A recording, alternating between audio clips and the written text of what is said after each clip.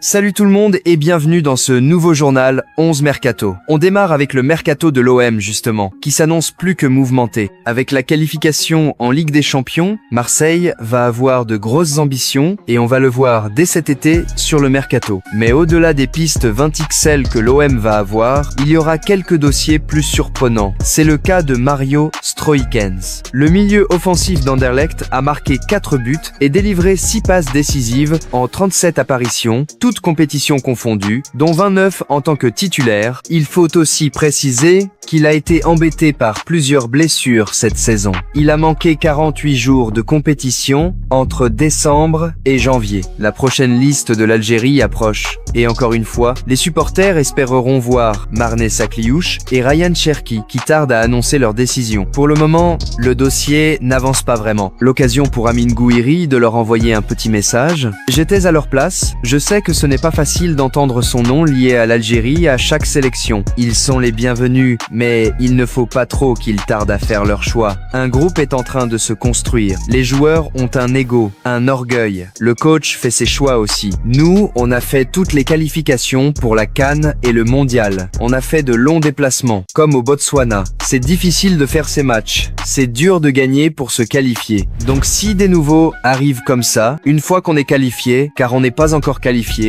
je pense que certains joueurs ne vont pas l'accepter. Même le coach, je ne pense pas qu'il l'acceptera. En tout cas, s'ils nous rejoignent, ils feront un bon choix. Je leur ai déjà dit à confier l'attaquant de l'OM à 11 mondial. Du côté de l'OL, le mercato va aussi être mouvementé. Surtout qu'on ne sait pas vraiment dans quel état sera le club au niveau financier. Plusieurs joueurs devraient quitter le club, notamment Nicolas Tagliafico, ce qui n'a pas échappé à la Real Sociedad. Le média Smartka annonce ce mercredi que le champion du monde 2022 plaît au club de Liga, qui avait déjà tenté sa chance avec lui par le passé. Son profil et sa solide expérience sont très appréciés de l'autre côté des Pyrénées. Il reste à savoir si Tagliafico, qui va a priori quitter l'OL, sera intéressé par cette nouvelle approche. En Espagne, Rodrigo a répondu aux nombreuses polémiques du moment. Depuis plusieurs jours, son avenir est au centre des préoccupations. Le Brésilien était absent du Clasico, perdu contre le Barça dimanche dernier, soi-disant pour une blessure. De nombreuses rumeurs indiquaient que le joueur de 24 ans avait tout simplement refusé de prendre part à la rencontre pour montrer son mécontentement face à son déclassement au profit de Vinicius, Kylian Mbappé et Jude Bellingham. Justement, Rodrigo a répondu ce mercredi dans une story Instagram « Merci pour tous vos messages et préoccupations. Je serai bientôt de retour. Arrêtez d'inventer des choses. »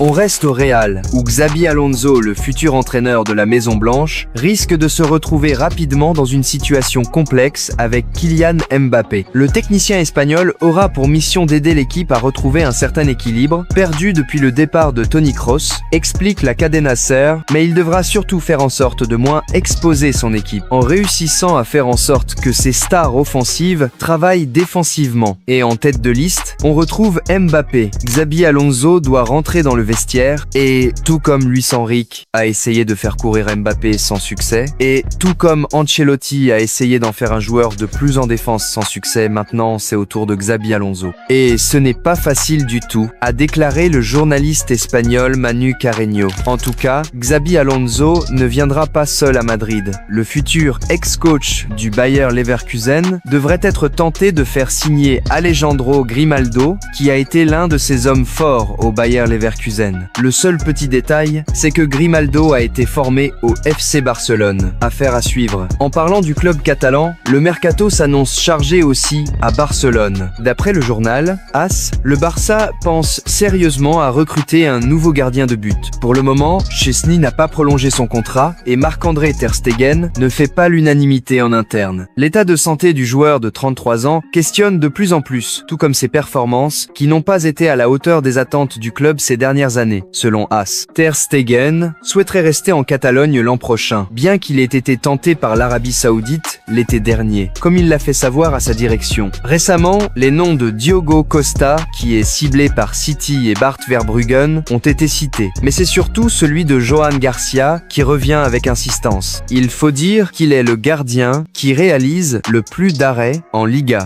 Mais le Barça devra composer avec Arsenal, Tottenham, Manchester City, Manchester United, Bournemouth, Leverkusen, le PSG, le Real Madrid et l'Atlético. Un mot sur la future vie de Carlo Ancelotti. Le coach italien a annoncé cette semaine qu'il allait quitter le Real Madrid pour devenir le sélectionneur du Brésil. Une décision qui n'a pas convaincu tout le monde, notamment le président Lula. Sincèrement, je n'ai rien contre le fait qu'il soit étranger. Ce que je pense, c'est que nous avons des entraîneurs au Brésil capables de diriger la sélection. Mais j'espère qu'il pourra aider la sélection brésilienne, d'abord à se qualifier pour la Coupe du Monde, puis si possible à la gagner. Carlo Ancelotti sait à quoi s'attendre. On va rester sur Carlo Ancelotti. Son départ du Real va forcément changer beaucoup de choses. Hansi Flick et Diego Simeone, ses deux rivaux en Liga, ont tout de même tenu à lui rendre hommage. Je pense qu'il a fait un travail fantastique au Real Madrid, avec beaucoup de succès. C'est un gentleman et l'un des meilleurs entraîneurs du monde. Je lui souhaite le meilleur. Il trouvera une grande équipe et pourra poursuivre sur sa lancée au Brésil. Diego Simeone, le coach de l'Atlético de Madrid, lui a aussi rendu un bel hommage ce mercredi.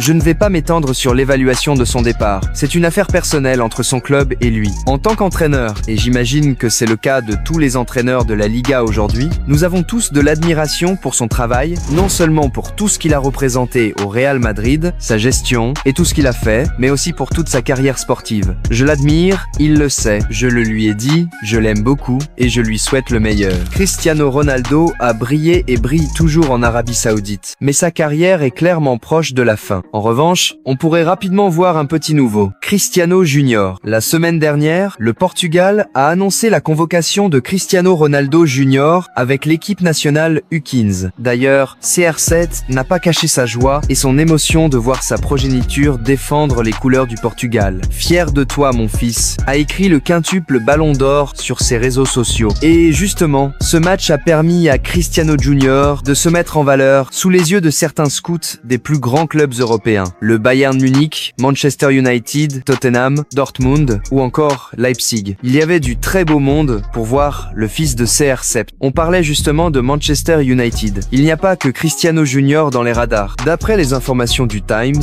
les Red Devils sont intéressés par Liam Delap qui a réalisé une très belle saison à Ipswich. Newcastle et Chelsea suivent également de près le dossier Delap qui dispose d'une clause libératoire fixée à un peu plus de 35 millions d'euros. Reste désormais à voir si l'écurie coachée par Ruben Amorim sera capable de s'offrir l'anglais alors que le nom de Matej Koni revient régulièrement du côté de United et que son prix pourrait être de 66 millions d'euros, comme on vous l'a rappelé ce matin dans la revue de presse. En Italie, l'avenir d'Igor Tudor va bientôt être scellé. La presse annonçait lundi qu'il suffisait d'une qualification en Ligue des Champions pour qu'il reste à la tête de la Juventus. En attendant de savoir cela, la Juve a déjà fait une première annonce. Du côté du RB Leipzig, il va y avoir beaucoup de changements cet été. Tout d'abord, Xavi Simons, qui, d'après Kicker, pourrait quitter le club saxon plus vite que prévu. Il a signé officiellement à Leipzig en janvier dernier, mais son cas pose question dans le vestiaire. Résultat, Xavi Simons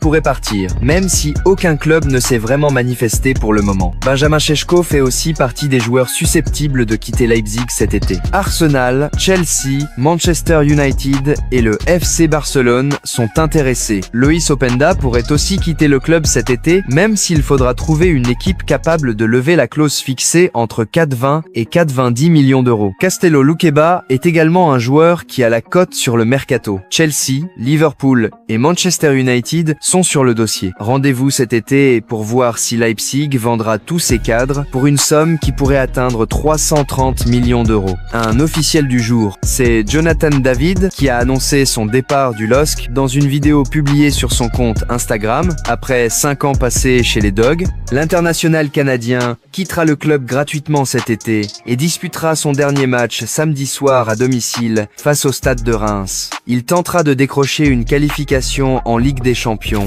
On va conclure ce JT avec l'image du jour. Si vous pensiez que les footballeurs étaient toujours cloîtrés chez eux avec la peur de sortir, ce n'est pas le cas de Marcus Thuram. L'attaquant de l'Inter a été vu dans les rues de Milan sur son vélo, en train de faire du shopping. Je vous laisse sur ces images. images. Merci d'avoir suivi ce JT et on se donne rendez-vous demain sur 11 Mercato.